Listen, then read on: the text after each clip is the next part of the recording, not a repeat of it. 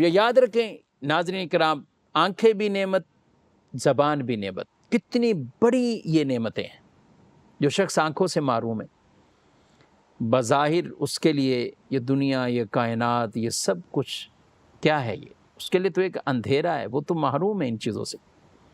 زبان جہاں نعمتیں وہاں زبان آفت بھی کئی طرح کی لاتی، اس لیے حدیث میں فرمایا گیا ہے کہ جب انسان صبح کرتا ہے تو سارے اعضاء زبان کی خوشامد کرتے ہیں اور کیا کہتے ہیں، ہمارے بارے میں اللہ تعالیٰ سے ڈر، ہم تیرے ساتھ ہیں، تو سیدھی رہے گی تو ہم بھی سیدھے رہیں گے، تو ٹیڑھی ہوگی تو ہم بھی ٹیڑھے ہو جائیں گے۔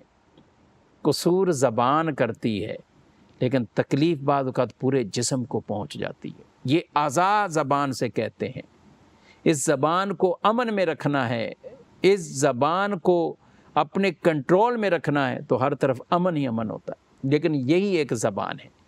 بعض اوقات ایک جملہ ہے تیکھا جملہ، لیکن کئیوں کی شاید سمجھ میں آئے۔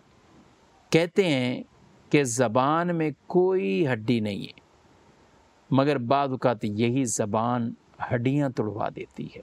یعنی اس زبان میں ہڈی نہیں ہوتی، لیکن اس کا ہلنا، اس کا بولنا وہ ایسا تکلیف دہ لوگوں کے لیے ہوتا ہے کہ یہ ہڈیاں توڑوا دیتی ہے، یہ رشتے توڑوا دیتی ہے، یہ خاندان کے خاندان کو تقسیم کر دیتی ہے۔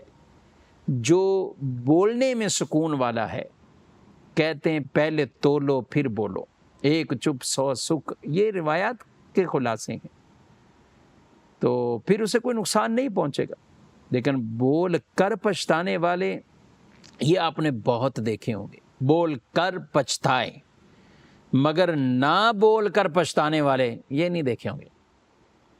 نہ بولے، خاموش رہے، خاموشی پر پچھتا رہا ہے بہت کم، اور وہ پچھتاوا ایسا نہیں کہ جو کوئی نقصان ساتھ لائے۔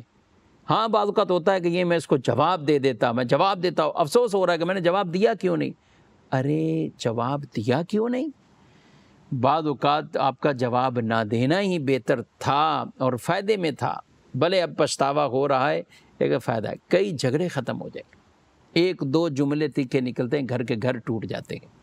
تو یہ زبان بھی نعمت، آنکھیں بھی نعمت، لیکن تب جب انہیں اللہ اور اس کے رسول کے احکامات کے ہم تابع بنائیں۔